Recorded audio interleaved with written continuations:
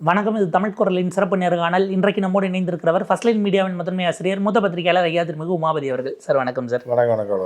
Doctor Tamilisai அவர்கள் டெல்லி போயிட்டு வந்திருக்காங்க. அவங்க போன அந்த காலகட்டத்தில் என்ன விஷயங்கள் பேசப்பட்டது அப்படின்னா, இங்கே நகர்த்தக்கூடியது அடுத்து அண்ணாமலை நகர்த்தப்படலாம், இல்லை அவங்களுக்கு வேற ஒரு பொறுப்பு கொடுக்கலாம் கொடுக்குறாங்கல்ல. அந்தமான் ஜெயிலுக்கு அனுப்புகிறாங்கல்ல. அந்த ஜெயில் மீன்ஸ் அந்தமானுக்கு அனுப்புகிறாங்கல்ல. பிரிட்டிஷ்காரெலாம் மோஸ்ட் வாண்டட் கிரிமினல்ஸு வெளியவே விடக்கூடாது, இவன் இதோட நாசமாக போகணும்னு நினைக்கிறவங்களாம் கொண்டு அண்டமானில் விடுவாங்க. இப்போ இந்த அம்மா பிஜேபிக்காரங்க அங்கே அனுப்பியிருக்காங்க. ஸோ அப்போ என்ன மாதிரியான ஒரு பதவி கொடுத்துருக்காங்க பார்த்தீங்களா?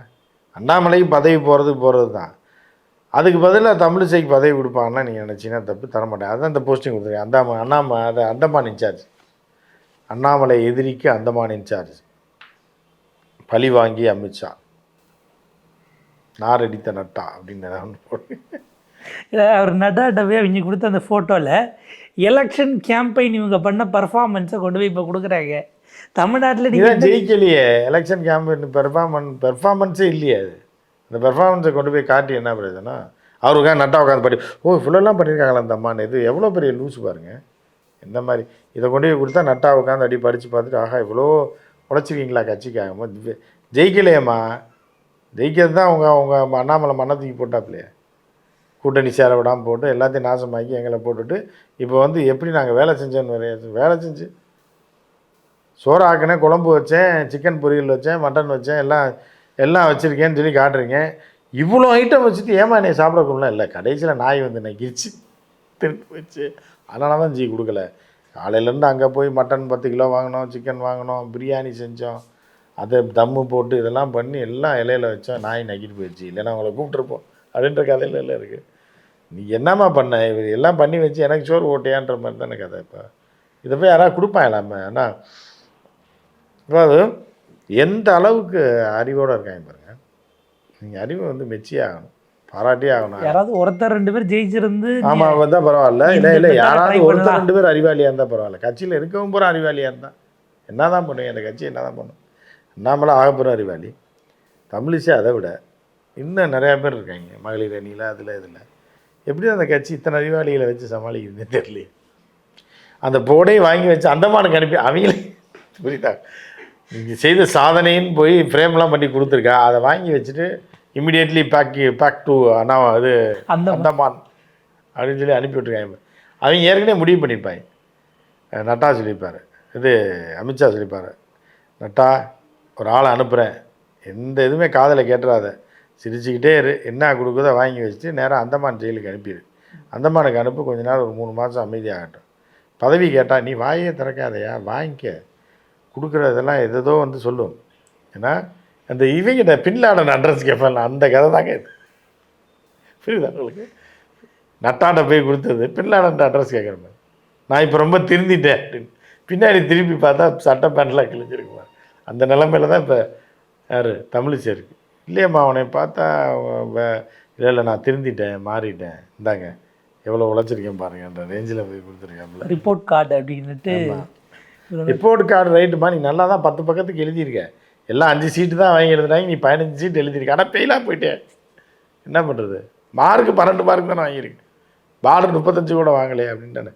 எவ்வளோ லூஸாக இருப்பாங்க பாருங்கள். கொண்டு போய் தோத்ததை போய் கொடுத்துட்டு, ஒருவேளை தோத்ததுக்கான காரணங்கள் அண்ணாமலை மேலே புகார் பட்டியெல்லாம் அது இருக்க வாய்ப்பு இருக்குது. அது இல்லையா? அது அப்படி பார்த்தா அது ஃப்ரேம் போட்டெல்லாம் கொடுக்க மாட்டாங்கல்ல.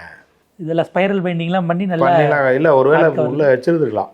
இவ்வளோ நாங்கள் வேலை செஞ்சேன், கடைசியில் அந்த அண்ணாமலை அந்த சோத்தை தூக்கி நாய்க்கு வச்சிட்டாப்புல, என்ன பண்ணுறது? உங்களுக்கு தான் வச்சுருந்தோம். காலையிலேருந்து சோறாக்கி, குழம்பு வச்சு, பிரியாணி ஆக்கி, fry, chicken fry, mutton fry, மீன் எல்லாம் வச்சுருந்துச்சு. நான் உங்களை போய் கூப்பிட்டு வரலான்னு வர்றதுக்குள்ளே அண்ணாமலை தூக்கி நாய்க்கு போட்டாப்புல, என்னாச்சு பண்ணுறதுன்னு கூட சொல்லியிருக்கோம். இப்போ இன்றைக்கி சௌமியா அன்புமணி கைதுக்கு குஷ்பு கொந்தளிச்சிருக்காங்க ப்ரெஸ் மீட்லேயே. அவங்க என்ன தவறு பண்ணாங்க? இந்த நாட்டில் போராடக்கூடாது அப்படின்லாம் கூட்டணியில் ஒன்றா இருக்காங்கல்ல பண்ணுறாங்க. இவங்க பெரிய போராளி. இது கியூபாவை பிரிக்கிறதுக்காக சேகுவாரா நடத்த போராட்டம் மாதிரி அமெரிக்காவிட்டருந்து மீட்க போகிறாங்க. இவங்க அப்படியே போராட்டம் பண்ணி கிழிச்சிருவாங்க.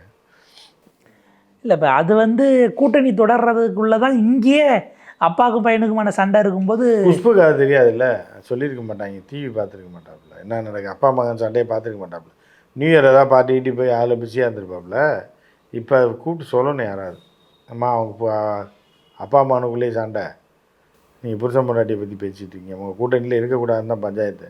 நீங்கள் சௌமியாவை காப்பாற்றணும்னு பார்த்தீங்கன்னா சௌமியா வந்து உங்கள் கட்சியை அழிச்சுடுவாப்புல அப்படின்ற மாதிரி சொல்லியிருப்பாங்க. ஏன்னா மறுபடியும் ராமதாஸ் சொல்கிறார், நான் சொன்னது தான். ஆமாம், அவர் எப்பயுமே மாற மாட்டார்ல. ஏற்கனவே சொன்னார்ல, தாயோட உறவு வச்சுக்கிற மாதிரின்னு. மாறி இருக்கார் அவர். அது மாதிரி தான் நடு ரோட்டில் நிற்க வச்சு சவுக்கார அடிப்பேன்னு சொன்னார். அண்ணாமலைக்கு அவர் அண்ணாமலைக்கு முன்னாடியே அந்த சவுக்கு கான்செப்ட் 30 வருஷத்துக்கு முன்னாடியே எடுத்தது ராமதாஸ் தான். கடைசியில் அண்ணாமலை அந்த சவுக்கையும் பிடிக்கிட்டு போயிட்டாப்புல. அந்த அட்டை சவுக்கை, அதை பஞ்சு சவுக்கையும் பிடிக்கிட்டு போய் அடிச்சு அந்த இவன் இருக்கானே யார், அருணாப், அந்த டுபாக்கூர் என்ன பண்ணியிருக்கான்னா உண்மையிலே சவுக்குன்னு நினச்சி போட்டிருக்கான். அதை அடிக்கிற மாதிரி போட்டு அண்ணாமலையோட கடுமையான போராட்டம் தமிழ்நாடு அரசு இந்த மாதிரி. அதனால இப்போ கொந்தளிச்சு தமிழ்நாடு புரண்டறிஞ்சு பேசிட்டாங்களா? அந்த மாதிரி தான் பேசுவாங்க. ஏன்னு அவங்கெல்லாம் ஆதரவு. அந்த கும்பல் குருட்டு கும்பல் பூராமே அங்கே தானே டெல்லியில் காசு வாங்கிட்டு ஏன்னு அருணாப்லாம் ஆகப்பெரும் டுபாக்கூர். அவன் காசை வாங்கிட்டு என்ன வேணாலும் பேசுவான். அவனுக்கு மாதம் எவ்வளோன்னு தீனி போட்டால் போதும். ஆனால் அது வந்து என்னென்னா இந்த வெளிநாட்டு நாய் மாதிரி ரொம்ப காஸ்ட்லி. அதுக்கு போடுற தீனி போட்டிங்கன்னா அது பாட்டுக்கு சாப்பிட்டு அது பாட்டுக்கு கத்திகிட்டே கிடக்கும். டெய்லி நைட்டு வந்துடும், கரெக்டாக கத்தும் 2 மணி நேரத்துக்கு. அதோடைய வாழ்க்கை. ஏன்னா இது ஒரு மிகப்பெரிய யுக்தி இதில் இருக்குது. அந்த வியூகம் உங்களால் புரிஞ்சிக்கவே முடியாதுன்னு பாண்டே அதுக்கு. ஆமாம், பாண்டே வந்து மிகப்பெரிய அறிவாளி இல்லைங்க. பாண்டே மாதிரி ஒரு தமிழ்நாட்டில் யார் இருக்கா? இந்தியாவிலே அர்னாப் இருக்காங்க. சவுத்தில் வந்து அர்னாப் பாண்டே தானே, தமிழ்நாட்டு அர்னாப். எதை வேணாலும் பேசுவாங்க. தென்னிந்தியாவின் அர்னாப் கோஸ்வாமி. அர்னாப் வந்து பாண்டே. அவன் அர்னாப் கோஸ்வாமி, இது அர்னாப் பாண்டே. 2 பேரும் சொந்தக்காரங்க தான்.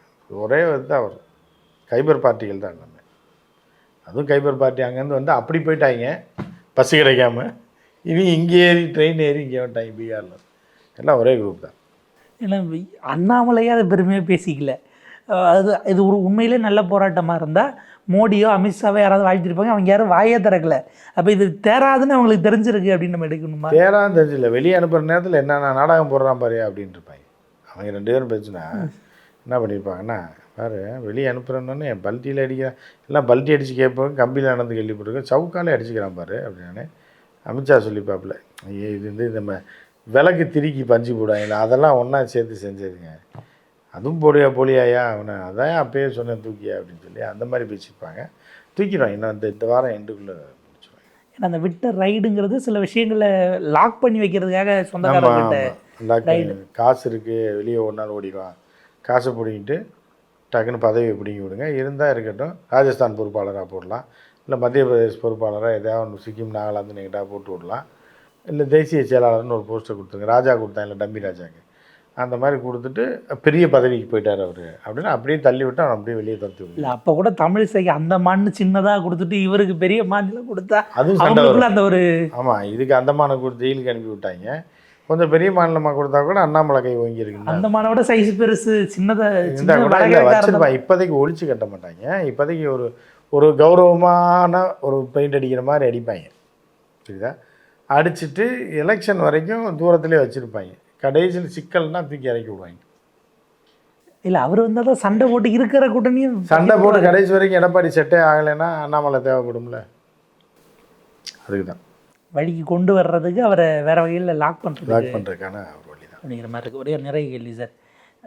இவ்வளோ பேர் போய் கைதெல்லாம் ஆறாங்க போகிறாங்க. இந்த விஜயை கூட ஆளுநரை பனையூருக்கு வர சொல்லாமல் அவரே போய் சொல்லியிருப்பாங்க. முதல்ல புஷியானந்தரை கூப்பிட்டு அந்த ஆளுநரை வர சொல்லியா கொஞ்சம் அப்படின்பார். எந்த ஆளுநர்னா அவன் லைன்ஸ் கிளப்பில் இருப்பான் கவர்னர், அவனுக்கு எனக்காக ஃபோனை போட்டிருப்பாங்க, கவர்னர் விஜய் வர சொன்னாருன்னு. எங்களை எதுங்க லைன்ஸ் கிளப்புக்காரவங்கள வர சொல்கிறாரு அப்படின்னோடனே, இல்லைங்க ஆளுநரை வர சொன்னார். அந்த ஆளுநர் இல்லைங்க, சென்னையில் இருப்பார், இல்லை பாண்டிச்சேரி ஆளுநராக, இது சென்னை ஆளுநர் தான் கேட்குறாரு, அவரெல்லாம் வரமாட்டார், இவர் தான் அங்கே போகணும். அதை அவர்கிட்ட கேட்டால் அப்புறம் ஃபோன் அடிச்சிருப்பாங்க. பிஏட்ட கேட்டுப்பாய், சார் கொஞ்சம் ட்ரை பண்ணுங்கள் சார், பனையூர் வர மாதிரி சிஎன் ரவி வர சொல்லுங்கள். வந்தாங்கன்னா ஒரு 2 நிமிஷம் தான் சார், ஃபோட்டோ ரெடியாக வச்சுருப்போம், டக்குன்னு எடுத்து கொடுத்தோன்னா ஒரு ஃபோட்டோ எடுத்து அனுப்பிடுவோம் சார், வேறு ஒன்றும் பேசவே வேணாம், நம்ம அறிக்கையெல்லாம் ரெடியாக இருக்குன்னுப்பாங்க. அவர் சொல்லிப்பார், இருக்கிற கலட்டி அடிச்சு விடுவேன் நான் அப்படின்னு ஏதாவது சொல்லியிருப்பேன். போனேன்னு சொல்லிட்டு அதுக்கப்புறம் உங்களை உள்ளே விடுறதே பெருசு, நீ வந்து அங்கே வர சொல்கிறியா நீ அப்படின்ட்டு. இப்போ அப்புறம் டெல்லியிலேருந்து ஃபோன் வந்துருக்கோம், நம்ம தம்பி தான், நம்ம தான் செட்டப் பண்ணியிருக்கோன்னு. என்னங்க உங்கள் தம்பி நம்ம தான் செட்டப் பண்ணியிருக்கேன், நானும் நீங்கள் செட் பண்ண ஆள் தானேங்க, அக்கா அங்கே வர சொல்லுவான், ஃபோட்டோ முன்னாடி ஃபோட்டோ எடுக்கிறதுக்கு நான் போகணுமா? சரி சரி உங்கள் கௌரவத்தை இறக்க வேணாம் அங்கேயே வர சொல்கிறேன். அதுவும் அவர் காரில் வந்தால் தெரிஞ்சிரும்னுட்டு பொருளாளர் காரில் யாரோ மாதிரி உட்காந்துக்கிட்டு இவங்க வராங்களா 3 பேராக வராங்க. அந்த மறு வச்சு மாறுவேஷத்தில் இருந்தாலும் கொண்டை தெரிஞ்சு போயிடும்ல, குடுமி தெரிஞ்சுதுல. ஸோ அது மாதிரி வந்து பார்த்துட்டு போயிருக்காப்புல. நல்ல வேளை அவரும் சொல்லியிருப்பார், சரி தம்பி முதல் முறையாக நான் வெளியில் வந்திருக்கேன், ஆசீர்வாதம் வழங்குங்கச்சின்னு. 2வது டைம் மாநாட்டுக்கு ஒரு டைம் வந்தேன், அதுக்கப்புறம் இப்போ தான் ஃபஸ்ட் டைம் வரேன் அப்படின்னோடனே சரி ரைட்டு ஹாப்பி நியூ இயர் சொல்லி என்ன கொண்டு வந்தீங்கன்னா, இல்லை ஏதோ வந்து அண்ணாமலை யூனிவர்சிட்டியில் இல்லையா அண்ணா யூனிவர்சிட்டியா அப்படின்னு.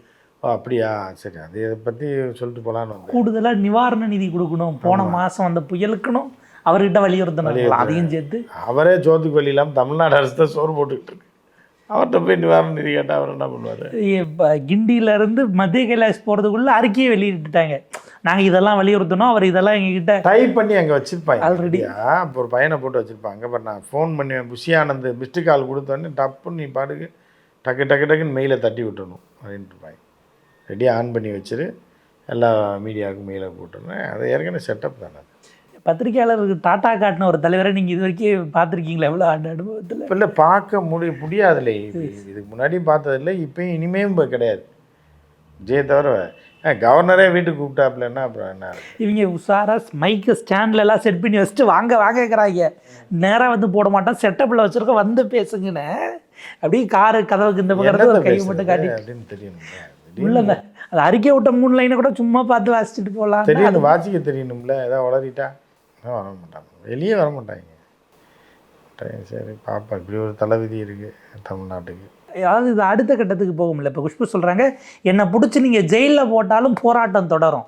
நாங்கள் ஏமா பிடிச்சி ஜெயிலில் போடுறாங்க, நீ என்னத்தை இப்போ சாயந்தரம் விட்டுருவாங்க, கூப்பிட்டு போய் சாயந்தரம் ஷூட்டிங் முடிஞ்சோடனே வீட்டுக்கு போகிற மாதிரி சாயந்தரமாக கூப்பிட்டு போய் டீயே கொடுத்து போயிட்டு வாமான்னு. இதை போய் ஜெயிலில் போட்டுனா வருது, ஜெயிலுக்கு பாதுகாப்பு நம்ம அந்த மாதிரி தான் ஆச்சு. ஏன்னா இப்போ 2-3 நாளைக்கு முன்னாடி அவங்ககிட்ட பர்மிஷன் இல்லாமல் அந்த ஆடியோவை எடுத்து ரிலீஸ் பண்ணிட்டாங்க அப்படிங்கிற குற்றச்சாட்டு. பேசுனது நீ தானம்மா, எல்லாமே இதே மாதிரி லூஸாக தான் இருக்காங்க. இருக்கிறவங்க லூஸுன்னு நினச்சாங்களா இல்லை இவங்க லூஸாக இருந்தார்? நீ பேசுவ, ஆடியோ எடுத்து போட்டால் நீ பேசினதை போட்டால் ஏன் போட்டான்னு கேட்பியா? அப்போ எதுக்கு பேசுன? நீ பேசுனது பேசிவிட்ட. இதே தான் சீமான் அப்படி தான், அண்ணாமலை அப்படி தான். எப்படி இந்த ஆடியோ லீக் ஆச்சுன்னா பேசினில்ல, அசிங்கமாக பேசின பிள்ளை, அப்புறம் ஆடியோ லீக் ஆகாமல் என்ன பண்ணும்? அந்த மாதிரி இது எல்லாமே வந்து கும்பிட்ட கும்பல் தான். இது வந்து என்னென்னா கேட்டால் நம்மளை வந்து குறை சொல்லும் அப்படின்னா வெளியே இப்போ எவனா ஆடியோ விட்டுட்டான், அதை பற்றி பேசிட்டான், இவங்களை தடை பண்ணணும்னு சொல்லுமே தவிர நீ எதுக்கு பேசினன்றதே இது இருக்காது. அண்ணாமலை அசிங்கப்படுதுன்னு பேசினா லீக் போடுற ஒரு பேப்பர்காரன் எதுக்கு ஃபோன் பண்ணுவான்? ரெக்கார்ட் பண்ணி டிவிக்காரன் எதுக்கு போடுவான்? ஃபோனோ போடுறதுக்கு தான் ஃபோன் பண்ணுவான். உன்கிட்ட வந்து சொந்த கதை கேட்குறக்கா ஃபோன் பண்ணுவான்? அது என்ன வயசான காலத்தை இப்படி ஆகிப்போச்சுன்னு நினைக்கிறேன், பாவம். இப்போ நாளைக்கு பார்த்தீங்க அப்படின்னா விஜயதாரணியெல்லாம் கட்சியில் சேர்ந்துருக்காங்க, இன்னும் பதவி கொடுக்கலன்னு ஒரு வருத்தத்தில் இருக்காங்க. வானதி வருவாங்களாங்கிறது தெரியல. ஏன்னா வானதியெல்லாம் கூப்பிடவே இல்லை. தேசிய மகளிர் அணின்னு தேசியத்திலே மதிக்கிறது கிடையாது. அவங்க பூரா ஒரு 7 சேட்டு உட்காந்து பேசுவாங்க, பீடா செட் மாதிரி உட்காந்து பேசி முடிவு பண்ணிடுவாங்க. இதை கூப்பிடவே மாட்டாங்க. இவங்க வந்து இடையில ஒரு டைம் ஏதோ கூப்பிட்டாங்க, அமர்வேல் தரப்புக்கு தீட்டுன்னு கூப்பிடல, பெண்களை யாரையுமே கூப்பிடல. இப்படி உள்ளே உள்ள பார்த்தீங்களா, பெண்கள் யாருமே இருந்திருக்க மாட்டாங்க. பார்த்தீங்கன்னா நிர்மலா சீதாராமன் இங்கே காஞ்சிபுரத்தில் நீ எல்இடி தான் பார்க்க விட்டாங்க. நிர்மலா சீதாராமன் உள்ளே சேர்க்க மாட்டாங்க, அவங்க குரூப்பில் சேர்க்க மாட்டாங்க, இந்த குரூப்பில் தான் சேர்ப்பாங்க. ஸோ இப்படி இருக்கும்போது வானதி சீனிவாசன்லாம் ரிசைன் பண்ணிடலாம். இப்படி மானங்கட்ட பதவி எதுக்கு அப்படின்னு, அந்த பதவியில் இருக்கணுமா? இப்படிலாம் பதவி தேவையா? எவ்வளோ நாள் இருந்தாச்சு, எம்எல்ஏவாக இருந்தாச்சு, எல்லாம் இருந்தாச்சு, மரியாதை இல்லாத அந்த பதவி தேவையா அப்படின்றது அவர் தான் யோசிக்கணும். என்னப்பா அவங்க என்ன கொந்தளிக்கிறாங்க அப்படின்னா, திமுக மகளிர் நீ ஏன் திமுக அரசு எதிர்த்து போராடலை? பெண்களுக்கு ஒன்றுனா நீங்கள் வரமாட்டீங்களா? நீங்கள் இப்போ எங்கே ஒன்றா உங்கள் ஜியை எடுத்து போராடிக்க வேண்டியதானே, உங்கள் நிர்மலாவை எடுத்து போராட வேண்டியதானே. ஏன்டி ஜிஎஸ்டி இப்படி போடுறேன்னு போட்டு கொள்ளையடிச்சு எங்கெல்லாம் தெருவில் விடுறேன்னு எடுத்து போராடுங்க, இல்லை அமித்ஷா எடுத்து போராடுங்க. எப்படி அந்த ரெஸ்லிங் ஃபெடரேஷனில் அவன் என்னென்ன பண்ணான், அவனை எடுத்து ஜியை எடுத்து போராடிக்க வேண்டியதானே. நீங்கள் பண்ணிட்டீங்கன்னா திமுக எடுத்து திமுக மகளிர் அணியும் போராடும். நீங்கள் பூரா எல்லாம் இருந்த உள்குத்து வேலையை பார்த்துக்கிட்டு மணிப்பூரில் நடக்கிறதையும் இதில் நடக்கிறதையும் எல்லாத்துக்கும் அவனை கூட்டி இது பண்ணி விட்டுட்டு எல்லாமே நடக்குது. நீங்கள் அவனை எடுத்து போராட்டம், அவங்களை எடுத்து உங்கள் தலைவர்களை எடுத்து போராட வேண்டியதானே.